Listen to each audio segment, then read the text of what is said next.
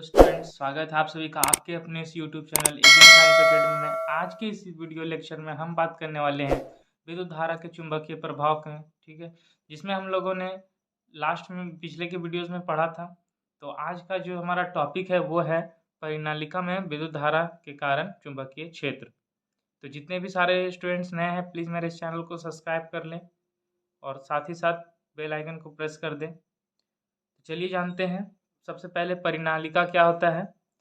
तो पास पास लिपटे विद्युत रोधी तांबे की तार बेलन की आकृति का अनेक फेरों वाली कुंडली को परिनालिका कहते हैं, या फिर आप ऐसे भी बोल सकते हैं बेलन की आकृति में लिपटे तार के अनेक वृत्ताकार लपेटों की कुंडली को परिनालिका कहते हैं, जैसा कि आप यहाँ पे देख पा रहे हैं। ठीक है, तो ये मेरा परिनालिका है। इसमें जो विद्युत क्षेत्र रेखाएं हैं वो यहाँ से उत्पन्न हो रही है और यहाँ पर के वापस आ रही है। ठीक है, और अंदर में यहाँ से यहाँ जा रही है। तो जहाँ से उत्पन्न होती है वो नॉर्थ पोल होता है और जहाँ पे एंड होता है, ख़त्म होता है, मतलब वहाँ क्या होता है, साउथ पोल होता है। ठीक है, तो चलिए आगे का पॉइंट्स क्या है इसमें।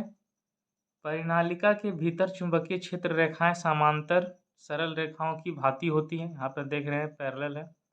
परिनालिका के भीतर सभी बिंदुओं पर चुंबकीय क्षेत्र समान होती है।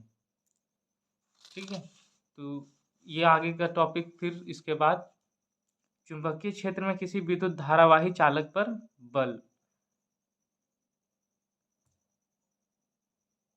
तो इसका मतलब क्या है कि जब हम किसी विद्युत धारावाही चालक को चुंबकीय क्षेत्र में लाएंगे तो उस पर बल आरोपित होगा। ठीक है, तो पॉइंट्स क्या है इसमें। आंद्रे मेरी एम्पियर ने प्रस्तुत किया कि चुंबक भी किसी विद्युत धारावाही चालक पर परिमाण में समान परंतु दिशा में विपरीत बल आरोपित करती है। ठीक है, विद्युत धारा की दिशा बदलने पर बल की दिशा भी बदल जाती है। बल की दिशा को ज्ञात करने के लिए फ्लेमिंग का वामहस्त नियम दिया गया है। ठीक है, तो अब फ्लेमिंग का वामहस्त नियम क्या है। यदि हम अपने बाएं हाथ के तर्जनी, मध्यमा तथा अंगूठे को इस प्रकार फैलाएं कि ये तीनों एक दूसरे के परस्पर लंबवत हो, यदि तर्जनी चुंबकीय क्षेत्र की दिशा और मध्यमा चालक में प्रवाहित धारा की दिशा की ओर संकेत करती है, तो अंगूठा चालक की गति की दिशा या बल की दिशा की ओर संकेत करेगा।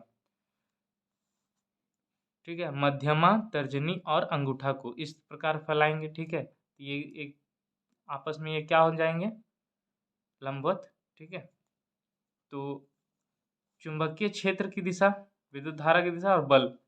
तो जो मध्यमा है विद्युत धारा की दिशा, तर्जनी चुंबकीय क्षेत्र की दिशा, तो अंगूठा जो है उस पर लगने वाले बल की दिशा को बतलाएगा। और फ्लेमिंग का वामहस्त नियम ही विद्युत मोटर में यूज होता है। ठीक है, तो जब हम विद्युत मोटर पढ़ेंगे तो अच्छे से जानेंगे। मानव शरीर के हृदय व मस्तिष्क में महत्वपूर्ण चुंबकीय क्षेत्र होता है। MRI मैग्नेटिक रेजोनेंस इमेजिंग चुंबकीय अनुनाद प्रतिबिंब का प्रयोग करके शरीर के भीतरी अंगों के प्रतिबिंब प्राप्त किए जा सकते हैं इसके द्वारा। किसके द्वारा, MRI के द्वारा। ठीक है, तो इसके बाद फिर अब हमारा आ ही जाता है विद्युत मोटर। तो इसको हम लोग बहुत ही अच्छे से जानेंगे। ये एग्जाम में अक्सर यहाँ से क्वेश्चन पूछे जाते हैं। ठीक है, विद्युत मोटर। तो विद्युत मोटर क्या है। तो विद्युत मोटर एक ऐसी घूर्णन युक्ति है जिसमें विद्युत ऊर्जा का यांत्रिक ऊर्जा में रूपांतरण होता है। ठीक है, अब इसका सिद्धांत क्या है। जब किसी कुंडली को चुंबकीय क्षेत्र में रखकर उसमें विद्युत धारा प्रवाहित की जाती है तो कुंडली पर एक बल युग्म कार्य करने लगता है। यह बल युग्म कुंडली को उसकी अक्ष पर घूमने का, है ना, घुमाने का प्रयास कराता है, जिसकी दिशा फ्लेमिंग के बाएं हाथ नियम द्वारा निर्धारित होती है। यदि कुंडली अपनी अक्ष पर घूमने के लिए स्वतंत्र हो तो वह घूमने लगती है। ठीक है, तो ये विद्युत मोटर का, ठीक है, आप देख पा रहे हैं, ठीक है, चित्र है जिसमें तो चुंबक है, ये हमारा आर्मेचर है, कॉइल है जो कि यहाँ पे, है ना, जुड़ा हुआ है विभक्त वलय से। ये मेरा विभक्त वलय है और ये जो छोटा छोटा देख रहे हैं ये मेरा क्या है, ब्रूस है। ठीक है, इसको एक परिपथ इसमें बैटरी लगा करके इस विद्युत मोटर में विद्युत ऊर्जा सप्लाई किया जा रहा है। तो विद्युत मोटर की संरचना है ना, तो संरचना में देख रहे हैं कि क्षेत्र चुंबक लगा हुआ है N और S। तो यह एक प्रबल अस्थाई चुंबक है, ठीक है, जिसके ध्रुवखंड N और S है। दूसरा क्या है, आर्मेचर। ये जो ABCD आप देख रहे हैं यही हमारा आर्मेचर है। तो क्या लिखा हुआ है, यह तांबे के तार के अनेक फेरों वाली एक आयताकार कुंडली ABCD होती है जो नर्म लोहे के क्रोड पर तांबे के तार को लपेटकर बनाई जाती है। यह कुंडली चुंबक के ध्रुव N और S के बीच घूमती है, ठीक है। तो ये जो है N और S के बीच में इसका रखा जाता है, तो ये घूमती है, ठीक है। विभक्त वलय, यह वलय पीतल का एक वृत्ताकार छल्ला होता है जो दो बराबर भागों में बटा होता है। वे दोनों भाग एक दूसरे से अलग अलग रहते हैं तथा आर्मेचर की कुंडली के सिरे इन दो अलग अलग वलयों P व Q से जुड़े होते हैं। ये वलय आर्मेचर की धुरादंड से जुड़े होते हैं तथा ये आर्मेचर के साथ घूमते हैं। कौन, विभक्त वलय जो है आर्मेचर के साथ जुड़ा हुआ होता है। ब्रूस की बात करें तो विभक्त वलय P व Q धातु की बनी दो पत्तियों X तथा Y को स्पर्श करते हैं जिन्हें ब्रूस कहते हैं। इन ब्रूसों का संबंध दो संयोजक पेचों से होता है तथा इन पेचों के बीच एक बैटरी लगा देते हैं। एक ब्रूस से विद्युत धारा कुंडली में प्रवेश करती है तथा दूसरे ब्रूस से बाहर निकलती है। अभी हम लोग फिगर में देखेंगे। उसके बाद कार्यविधि, ठीक है। जब बैटरी से कुंडली में विद्युत धारा प्रवाहित की जाती है तो फ्लेमिंग के बाएं हाथ के नियम से कुंडली की भुजाओं AB तथा CD पर बराबर परंतु विपरीत दिशा में दो चुंबकीय बल कार्य करने लगते हैं। ये दोनों बल एक बल युग्म बनाते हैं जिसके कारण कुंडली वामवर्त दिशा में घूमने लगती है, परंतु कुंडली के साथ उसके सिरे पर लगे विभक्त वलय भी घूमने लगते हैं। अतः विभक्त वलय एक ब्रूस से दूसरे ब्रूस के संपर्क में आ जाते हैं तथा धारा की दिशा इस प्रकार रखी जाती है कि कुंडली पर बल यूं लगातार एक ही दिशा में कार्य करे। कुंडली के घूमने के कारण उसके धुरादंड को गतिज ऊर्जा प्राप्त होती है। तो ये हमारा कार्यविधि था, ठीक है। अभी हम लोग अच्छे से समझेंगे इसको, ये बस एग्जाम में कैसे आपको लिखनी है वो है। फिर उपयोग, विद्युत मोटर का उपयोग बिजली के पंखे, जल पंप, आटा चक्की, वॉशिंग मशीन एवं अनेक विद्युत उपकरणों को चलाने में किया जाता है। तो ये हमारा विद्युत मोटर खत्म होता है, ठीक है। तो स्टूडेंट्स चलिए अब हम लोग विद्युत मोटर के कार्यविधि को समझते हैं, ठीक है। तो यह हमारा उसका सेटअप है विद्युत मोटर का।